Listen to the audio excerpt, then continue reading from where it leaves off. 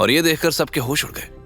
दादी की बराबरी पर बैठना मतलब दादी के बराबर की अथॉरिटी और पावर मिलना। सब उस सीट पर बैठने को बेताब थे और सबके मन में यही सवाल था, किसे मिलेगी ये सीट।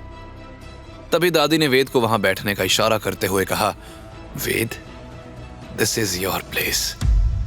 बस उनका इतना कहना था कि पूरे कमरे में पिन ड्रॉप साइलेंस था। क्या दादी वेद को सारी अथॉरिटी देने वाली थी? क्या फैमिली मेंबर्स ये एक्सेप्ट कर पाएंगे? क्या छिपा रही थी दादी? क्या वजह थी वेद और कियारा की शादी के पीछे की? क्यों वेद के पापा को गद्दार कहा गया? सावित्री ने फैमिली गैदरिंग बुलाई थी। वहां कियारा और मनोहर मौजूद नहीं थे क्योंकि दोनों ही हॉस्पिटल में थे। सबके सामने दादी ने जैसे ही वेद को उनके पास उनकी कुर्सी पर बैठने को कहा, सब वेद को नफरत से देखने लगे और वेद दादी की तरफ बढ़ते हुए मन ही मन बोला, अब होगा दिवाली से पहले दिवाली का धमाका। वेद ने मुस्कुराते हुए राघव की तरफ देखा जो उससे मर्डरस इंटेंशन से घूर रहा था और फिर मुस्कुराते हुए कहा, यही सोच रहे हो ना कि घर जमाई होकर मैं दादी की बराबरी कैसे कर रहा हूं? यह सुनकर राघव की आंखें हैरानी से चौड़ी हो गई। एग्जैक्टली यही उसके दिमाग में चल रहा था, लेकिन वेद को कैसे पता चला? वेद आगे बोला, अब ये सोच रहे होगे कि मुझे कैसे पता चला? मैं सब जानता हूं, यहां कौन क्या तिकड़म लगा रहा है, इसलिए अपने दिमाग की ट्रेन को ब्रेक लगाओ। यह सुनकर राघव वेद को घूरने लगा। तभी सावित्री ने सख्ती से कहा, आज की फैमिली मीटिंग मैंने इसलिए बुलाई है क्योंकि मैं तुम्हें अपने 4 फैसले सुनाना चाहती हूं। सारे फैमिली मेंबर्स बिल्कुल अलर्ट हो गए कि दादी क्या फैसला सुनाने वाली है। वहीं वेद भी क्यूरियस था।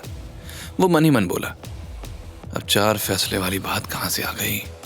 आज तो पर्दाफाश होने वाला था। वेद नहीं जानता था कि दादी के 4 फैसले परिवार की ही नहीं, उसकी भी जिंदगी बदलने वाले थे।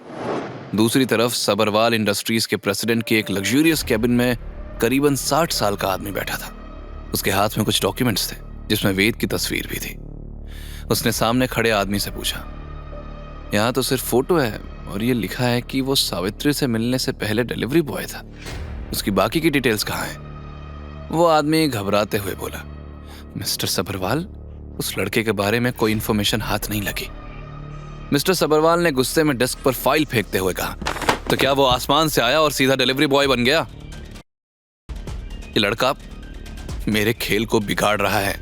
I need his information. तब तो पता चलेगा कि इसकी कीमत क्या है, क्योंकि सावित्री रायजादा कोई भी चाल बिना सोचे समझे नहीं चलती। उसने इस लड़के को अपनी प्यारी पोती का हस्बैंड बनाया है तो कुछ तो बात होगी। कुंडली निकालो इस लड़के की। उस आदमी ने हाँ में सर हिलाया और तेजी से केबिन के बाहर निकल गया। क्या मिस्टर सबरवाल वेद की असलियत का पता लगा पाएंगे? क्या एक बार फिर वेद की आइडेंटिटी खतरे में है? दूसरी तरफ सावित्री रायजादा अपने फैसले सुनाने को तैयार थी। उन्होंने शांत आवाज में कहा, पहला फैसला, अब से फैमिली के वाइन के शोरूम्स आरके इंडस्ट्रीज के हेडक्वार्टर से अलग होंगे और उन्हें वाइन के वही रेट मिलेंगे जो बाकी एजेंट्स को मिलते हैं। ये सुनकर राघव हड़बड़ा गया क्योंकि सबसे ज्यादा शोरूम्स उसकी फैमिली यानी मनोहर, ममता और उसके पास थे। राघव हैरानी से बोला, लेकिन दादी, इससे तो बहुत नुकसान हो जाएगा। आपने ही 2 साल पहले हमें शोरूम बनाने के लिए करोड़ों रुपए दिए थे। और सावित्री ने बीच में उसकी बात काटते हुए कहा, और 2 साल में तुमने कितना प्रॉफिट लौटाया? हमें नुकसान के सिवा और कुछ हाथ नहीं लगा है।